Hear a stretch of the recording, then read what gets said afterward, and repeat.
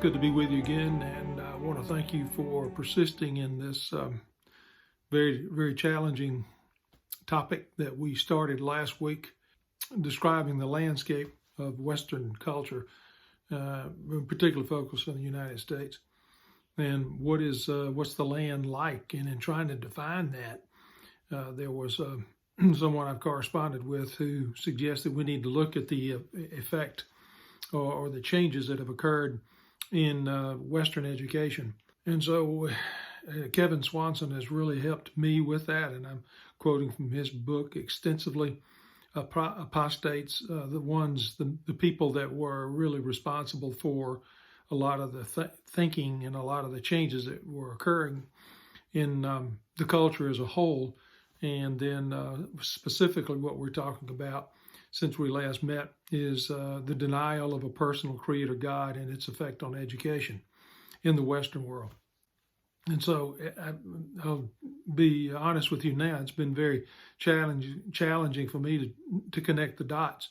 And so I've needed sources like Swanson's book and several other sources that I'll be citing along the way to give guidance and try to describe as best I can. And of course, I'm not claiming to be an authority by any means, and you do your own research, but I want to return to Swanson's book in his research and make a few more references to Darwinianism and Charles Darwin. And we gave you the dates for Charles Darwin last time we were together, 1809 to 1882.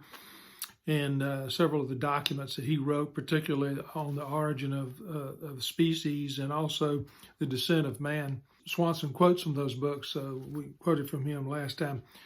And just found several other references I'd like to make to you that Swanson brings up, and that is a 2007 Pew research that studied the American religious commitments. And in that, he reported that there would have been a huge increase in those people who identified as claimed to be atheists. Before 1946, only about 5%. And then after 1997, came up to about 19%. In the last 100 years or so, you've seen a gradual increase in the number of people identifying themselves as being someone who is against theism, atheistic, and any idea that there is some sort of intelligence beyond what we can observe scientifically that has anything to do with really anything. And particularly in this case, we're talking about science. And then Greg Gaffin from Cornell University, he studied the religious backgrounds of 151 leading evolutionary biologists in the United States. And this was in 2000. He found that 98.7, might I say 99% of them had rejected a theistic faith and had become functional atheists, they called themselves, as a result of their training in evolutionary biology. The famous atheist of the 21st century, Thomas Hitchens, he said, quote, that Darwin's doctrine of evolution has removed in any thinking mind the last vestige of Orthodox Christianity. That's how a great preponderance, numbers of scientists, researchers, people in the colleges, universities of the United States look as of 2000. It may be much different than he is now. Hopefully it's not as many, but it could be more in the colleges, universities of our nation, who now see that this view of origins of all things, it's a theory, is really guiding a lot of other thinking regarding decisions that people are making, conclusions that are making about human nature and those things that are important, not only in the sciences, but in the arts and in an understanding of history in general. Here's a quotation from a scientist that he refers to, Ernest Mayr. He makes this statement regarding the influence of Darwin in an article that he published in 2000. Titled was Reading on Reactions of New Naturalism in the Science and Philosophy magazine. A 21st century person looks at the world quite differently than a citizen of the Victorian era. This shift had multiple sources. particularly the incredible advances in technology. But what is not at all appreciated is the great extent to which this shift in thinking indeed resulted from Darwin's ideas. Remember that in 1850, virtually all leading scientists and philosophers were Christian people. The world they inhabited had been created by God, and as the natural theologians claimed, he had instituted wise laws that brought about the perfect adaptation of all organisms to one another and to their environment. The basic principles proposed by Darwin would stand in total conflict with these prevailing ideas. Eliminating God from science made room for strictly scientific explanations of all natural phenomena. It gave rise to positivism. It produced a powerful intellectual and spiritual revolution, the effects of which have lasted until today. And that's the publication of 2000. Of course, we can advance now in 2021. We're almost a quarter of a century after this document was published. Swanson goes on to cite that of the 100 Christian universities in America where faith is still the strongest, and let's see, we're going to say that this book was published in 2013, of the 110 Christian universities in America where faith is still strongest, only about half teach creationism as opposed to evolutionary Darwinianism. So we see the effect of Darwin's ideas and his publications and how well they've been received into the American higher educational system in the United States, and how it's trickled down into probably elementary, secondary education in a lot of public school systems, and maybe sadly even into some Christian institutions. So it's something that we need to see the magnitude of the effect of these Darwinian ideas of how things have come to be. So, and this Darwinianism is in total contrast to the biblical worldview of all things, in which we do have a personal creator God that has ordained all things, and he's given us creation in order to study it intensely and see that there is intelligence. There's information, there's knowledge, and wherever you have knowledge, you've got to have intelligence. And so man is in a plight. He's in a difficult situation, and our Creator God has backed him in the corner, so to speak. And he's shown how complex, how powerful, how integrated all of creation is. And he's shown that there is intelligence, there is design behind all that's been created. And so even the most early humans, I've had this discussion recently, even early humans, you would think would be able to look at creation and would see the connectedness and see the interrelatedness of all creation, from the smallest of things that you could see to the greatest of things. So we have the value and the worth of humans. We have this idea that there's symmetry, there's design, complexity in creation. All this is the biblical view.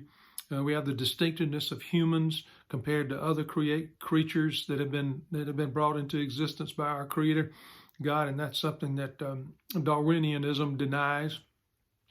See the formation of family and the purpose for evil, both natural and moral evil, and all of those things that accompany the human dilemma. Just wanted to kind of let you know that that's what we talked about last time, the denial of a personal Creator God and the implications, and that's not all the implications. There's many others. Human sexuality is you deny a personal Creator God and the definition of human sexuality, then you run into all kinds of complications, both psychological, emotional, and physical difficulties. And there's just so much. Human life, for example, genocide, for example, in the 20th century was unbelievably horrible on this planet.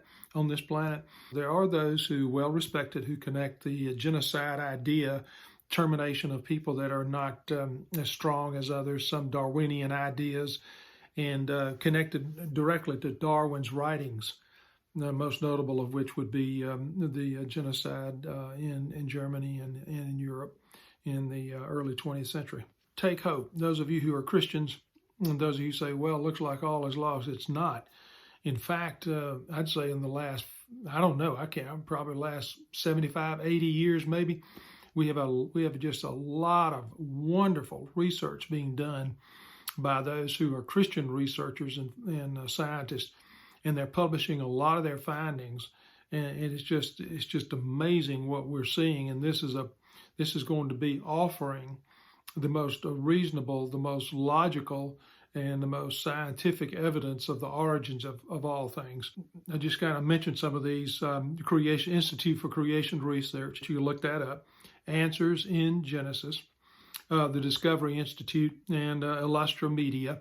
And then you've got all those vast amounts of publications and books that have been written. I've probably got 7 or 8 books in my library that are offering the biblical answers to creation.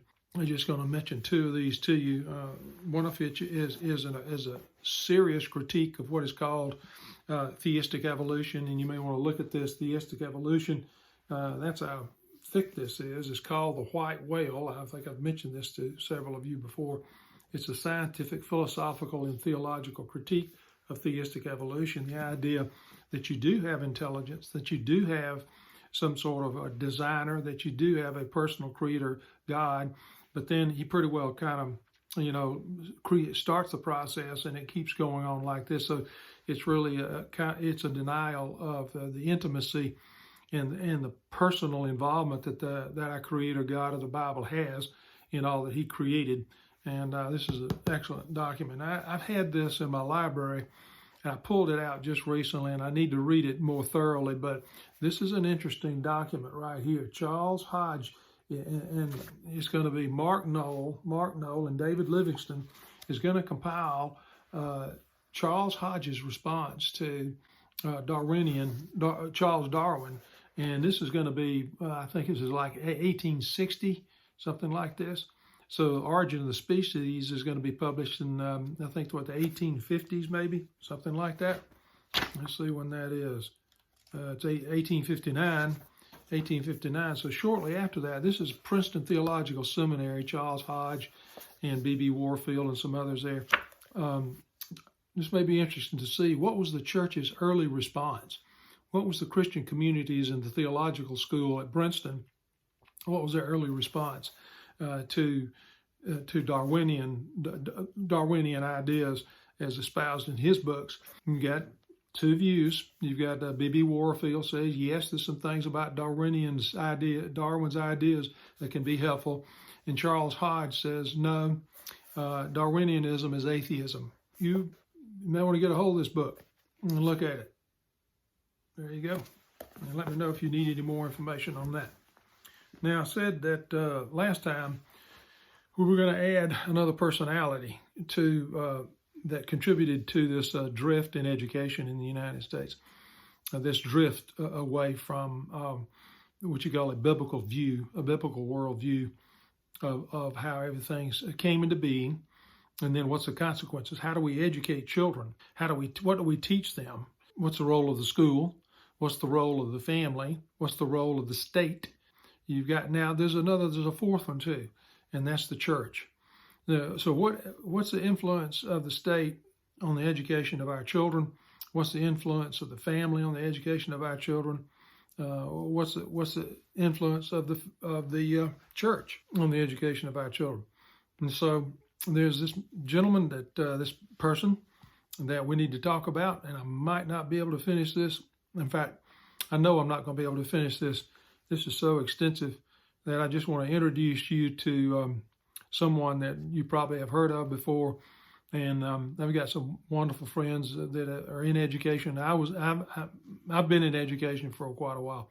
Second person is John Dewey. His dates: John Dewey, 1859 to 1952. 1859 to 1952. He was profoundly affected by Charles Darwin and his writings, and Dewey became part of this mainstream, this new thinking called pragmatism and humanism. Now, don't turn me off, because we're going to have to define these terms in order to understand the drift in the culture as a whole, Western culture, but also the impact on education. So please, if you can, just stay with me because this is critically important. And I just wanted to give you these terms. We'll define them later. Here's a sad commentary that I found out about Dewey's life. Is seen in his fall from what appeared to be a biblical worldview coming from his family that he was born into. Kevin Swanson did research on this. After the publication of his first book titled Psychology, where he wrote that logic proved God is necessary, he received criticism from several professors at the universities where he was educated. According to Larry Hickman, a researcher of Dewey's life, this reaction called John Dewey to re-examine his ideas and gave him a bent toward pragmatism. We're going to redefine that later, and also eventually humanism. Personal note here, I'm very thankful that I was not influenced by John Dewey's philosophy of life and education. Even during my 3 years of teaching in public schools, I taught students basically the same way that I'd been taught, personal, informational, and truthful as best possible. And I taught science. During the professionalization of my educational degrees in secular higher education institution, I, of course, heard of John Dewey, and there was reference made to him. But I did not give serious consideration to his influence in American education, much less my own. And so my professional education was in the 1970s and 1980s.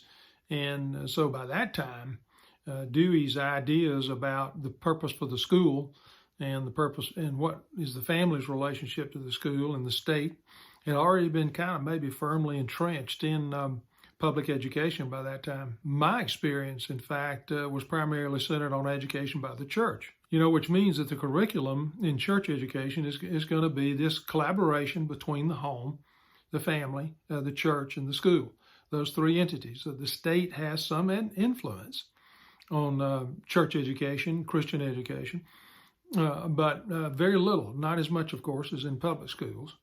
And so that was going to be an entirely different experience. And so for me personally, and of course then for the families and the church that was a part of the education of those children, the definition of truth, that's the big issue. What is truth?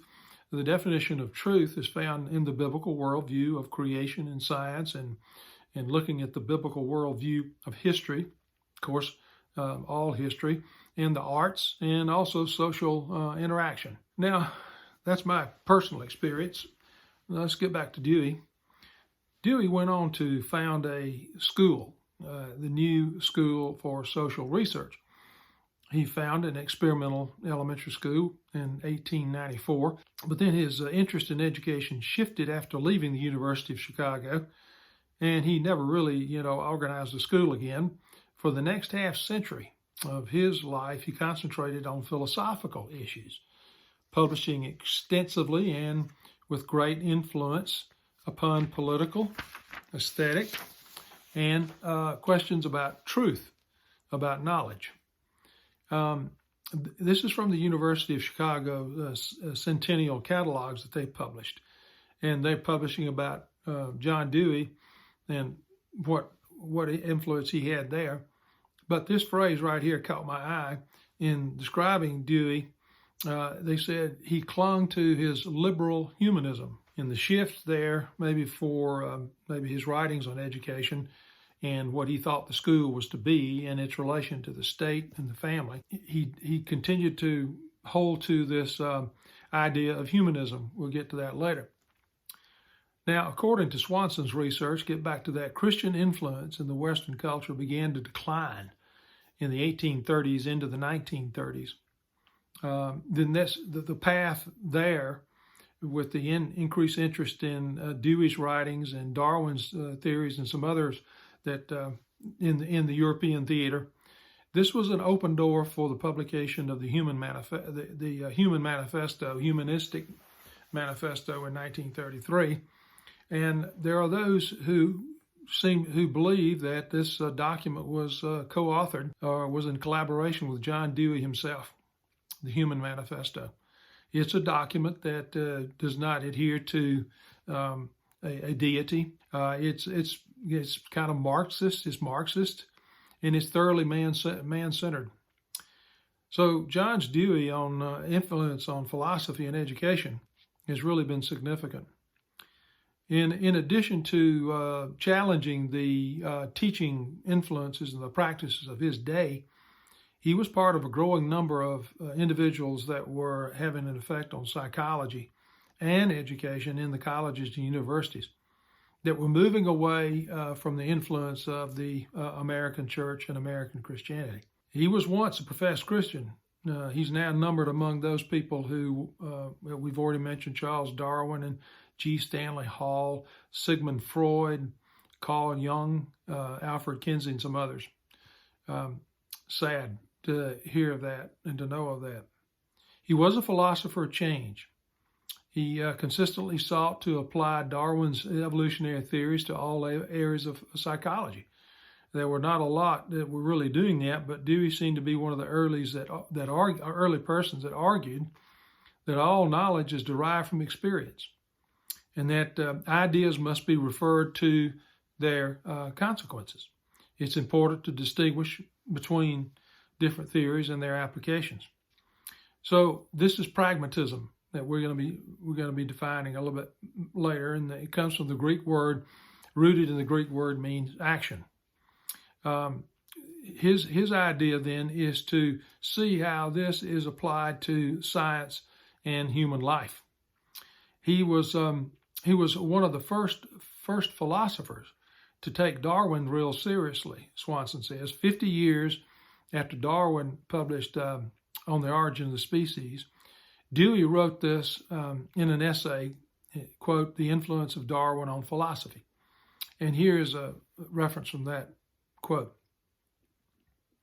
"That the publication of The Origin of Species marked an epoch in the development of natural sciences is well known to the layman.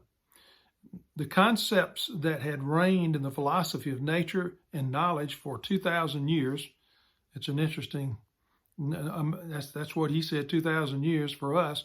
2,000 years is going to date the coming of our Lord. The concepts that had become familiar furniture for the mind rested on the assumption of the superiority of the fixed and final. Now, that's an interesting phrase, the fixed and the final. So Dewey began to see there's just not really a purpose. There's no beginning and there's really no end. And you remove all the ideologies that had come, particularly from the Christian world, that there is a beginning and then there's an end and there's a fixed authority.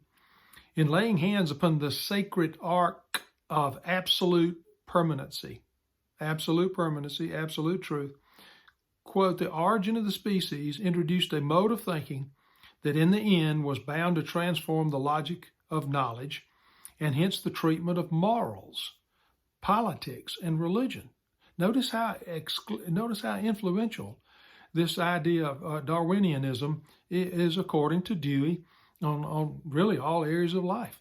The Darwinian principle of natural selection cut straight under this philosophy. Now, the philosophy he's referring to is purpose and meaning, giving sanction and worth to the moral and religious endeavors of man. Continue the quote: "If all organic adaptations are due simply to constant variations and the elimination of those variations which are harmful in the struggle for existence that is brought about by excessive reproduction, there is no call for a prior intelligent cause forced to plan and preordain. God is a fated piece of metaphysical goods." God is a fated piece of metaphysical goods. Metaphysical is a supernatural. So you see, Darwinianism is going to be connected by Dewey, according to these quotes in Dewey's publications, to philosophy. Not only that, he says it's going to be influencing politics. It's going to be influencing other other ideas, religion. So like Darwin, Dewey was critical of organized religions, especially the ways in which they sought this timeless idea, perfect reality beyond the physical realm. He was interested in the here and the now, more so than anything else, not the hereafter. If one can give up the quest for fixed certainty, that's truth, according to what we believe to be in the Bible, one can relate better to the world as it is, not as the world as we would have it to be. That's from Philosophy Now magazine. Now, the next time we get together, I know I've just given you a lot of quotations, a lot of ideas about Dewey, but there's another quotation I found, and it's a person that wrote an article in 2018, and it's titled "The Tragedy of American Education, the Role of John Dewey," and it was published by the Institute of World Politics. I encourage you to look up the Institute of World Politics. Did not even know they existed. It's in Washington, D.C. It's a graduate school for national security, intelligence, and international affairs. But there's an element of their curriculum that is very critically important that I think you need to know. So I want to refer to this article next time that's going to have something to say about the tragedy of American education and the role of John Dewey. I just want to leave you with this scripture that someone gave me this week, Psalm 119:89, and I will have more to say about this statement. But here's what the writer of Psalm 119 said, directed by the Spirit of the living God. Quote, "Forever, O Lord, your word is settled in heaven." Forever, O Lord, your word stands firm stands firm in heaven. Dear friend, there is a constant. There is truth that's immutable, unalterable, and it's timeless. And it's given to us in the Bible. And I hope that you're reading the Bible faithfully, consistently, and searching for the truth of all things, the truth of politics, the truth of family life, the truth of education, whatever it might be, human sexuality, marriage, doesn't really matter, raising children, whatever the issue, finances. The Bible will give us principles of life to guide science. It will give us principles of life to guide any area of our lives. And it's timeless. It's not going to be changed. It's not going to be altered. I'll talk more about the timelessness of this document that's been given to us by a personal creator God. And I look forward to seeing you again next week. Please stay with me now. I know this is kind of thick. Not thick, I don't know how to describe it. But don't let it be too laborsome for you. Try to press on and let's kind of get as much of this as we can. So we'll understand the landscape. We'll understand what's going on in American culture. And we will know as the church how to respond in these very critical days that we're living. I look forward to seeing you next time.